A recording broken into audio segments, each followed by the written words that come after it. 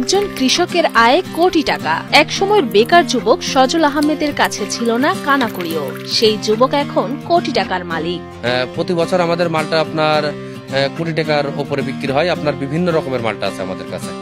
আমাদের এবছর আপনার টোটাল সব মিলে মালটা কমলা মিলায়ে আমাদের 1.5 কোটি 2 কোটি টাকার মতন বিক্রি হবে। এখনো পুরো ক্লোজ হয়নি। এখানে দেখা যাচ্ছে যে আপনার 3 ভাগের 1 ভাগ খরচ চলে যাবে। বর্তমানে সজলের বাগানে বিভিন্ন জাতের মালটা গাছ রয়েছে 1950টি। এর মধ্যে সবার কাছে বেশ জনপ্রিয়তা পেয়েছে অস্ট্রেলিয়ার ইয়েলো কিং মালটা এবং আমেরিকার ওয়াশিংটন নেভাল মালটা। আমাদের বাগানে হলুদ মালটা 181টা গাছ আছে, আর আমরা নতুন করে আপনার 2 বছরের গাছ আছে আপনার 500 মতন, আর 1950 টোটাল হলুদ মালটার গাছ আছে। কিছু 3 বছর বয়স আছে, পর্যায়ক্রমে আমরা লাগাইছি।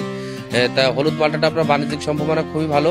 এখন বাংলাদেশের সবচেয়ে 2টা মালটা আছে টবে আছে, একটা অস্ট্রেলিয়ার এই ইয়েলো কিং মালটা আর একটা আমেরিকান ওয়াশিংটন নেভাল মালটা। প্রতিটা গাছে 150 থেকে 200 কেজি করে ফল আছে। কোটি টাকার মালিক হওয়ার পেছনের গল্পটা কিন্তু এতটাও সহজ ছিল না সজলের জন্য। 2008 সালে এসএসসি পাশের পর কোথাও কোনো চাকরি না পেয়ে হতাশাগ্রস্ত হয়ে পড়েন চুয়াডাঙ্গার জীবননগরের মানিকপুর গ্রামের সজল আহমেদ।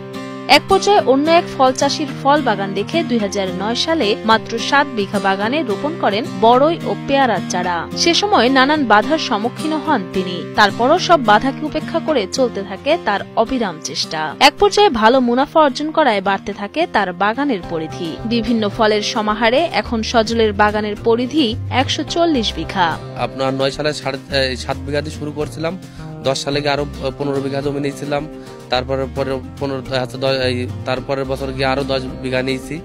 এইভাবে বর্তমানে আমার 140 বিঘা ফলের বাগান আছে। আমার কাছে প্রায় 72 রকমের সাইটাসের ভ্যারাইটি আছে। এক সময় বেকার সজলের ফল বাগানে এখন কর্মসংস্থানের ব্যবস্থা হয়েছে 40 থেকে 42 জনের। এখান থেকে যা আয় হয় তা দিয়ে বেশ স্বাচ্ছন্দ্যে চলে তাদের সংসার। গাছে পানি টানি দিই, গাছে বাঁশি মারি, বিভিন্ন কাজ করি, আর আমার বেতন 15,000 টাকা। আল্লাহর রহমতে ভালোই আমাদের কাছে ঢুকে সংসার, বউ ছেলে নিয়ে ভালোই চলে যাচ্ছে সংসার। দেশের অন্যতম এই বাগান দেখতে প্রতিদিনই দূর দূরান্ত থেকে ছুটে আসেন পর্যটক সহ অনেক নতুন উদ্যোক্তারা। বিভিন্ন ফল বাগান করে স্বল্প পুঁজিতে খুব সহজেই ভাগ্যের চারা ঘোরানো সম্ভব বলে মনে করছেন তারা। আমরা খুলনা থেকে আসছি এবং খুলনা থেকে শুনছি যে জীবননগরে অনেক সুন্দর একটা কমলা বাগান এবং মালটা বাগান আছে।